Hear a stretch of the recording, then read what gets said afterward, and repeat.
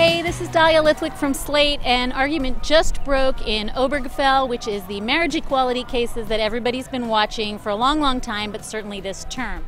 2.5 hours of argument in the chamber on the question of whether states can ban gay marriage, and the other question, which is whether states that do ban gay marriage can refuse to recognize gay marriages from other states. The argument was incredibly interesting. If I had to pick the moments that were really worth watching, I would say this. Justice Kennedy at the very beginning is the one to watch, and he comes out very strong saying that the issue for him is millennium. Marriage has been defined the same way for millennia, implying how are we going to change it now? The word that keeps coming back to me in this case is millennia, plus time. This definition has been with us for millennia.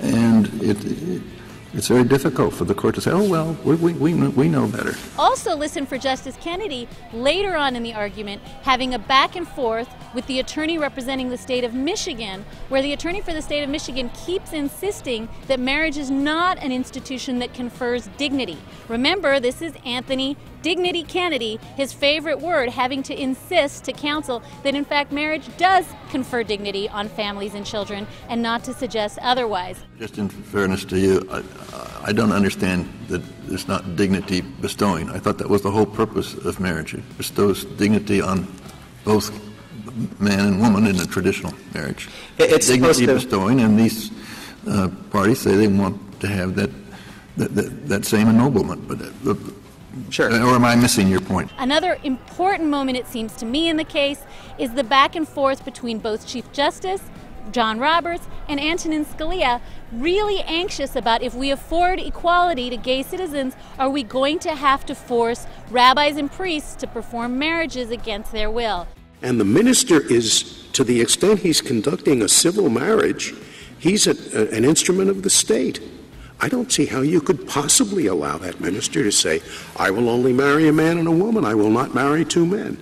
Counsel, I'd like to follow up on the line of questioning that Justice Scalia started. We have a concession from your friend that clergy will not be required to perform same-sex marriage. But there are going to be harder questions. Would a religious school that has married housing be required to afford such housing to same-sex couples? So this whole issue of religious freedom, not an issue in this case, very, very much under the justices' minds. And you can listen to how really anxious they are about that issue, which is barreling toward the court. The last thing I would say, if you're going to watch for argument, is watch Elena Kagan go back and forth, back and forth, back and forth with the attorney again for the state of Michigan, trying to find a rationale for why the state has a problem with same-sex marriage. And over again, he can't really give her an answer. I don't think that that's right. I think before something as fundamental to a society and to individuals as marriage, before an exclusion of this kind can be made in that institution, the state needs some reason for that exclusion. And that's why I'd like to answer.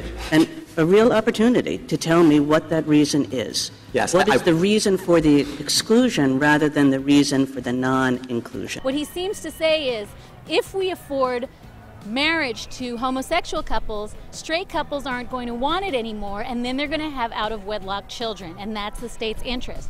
And quite honestly, over and over again, the justice's response, or at least the liberal justice's response to that argument looks like, huh? Including Justice Kennedy, who is, of course, the one to watch. So it seems to me that this is going to be close. It's always close. 4 liberals on one side, 4 conservatives on the other. I think Justice Anthony Kennedy holding the vote. So I would say, if I had to guess, that it's going to come down to Kennedy, as it has in all 3 big gay rights cases. And based on watching him for the last couple of hours, it looks like he's having a hard time figuring out a reason not to go all the way and finish what he started in Windsor.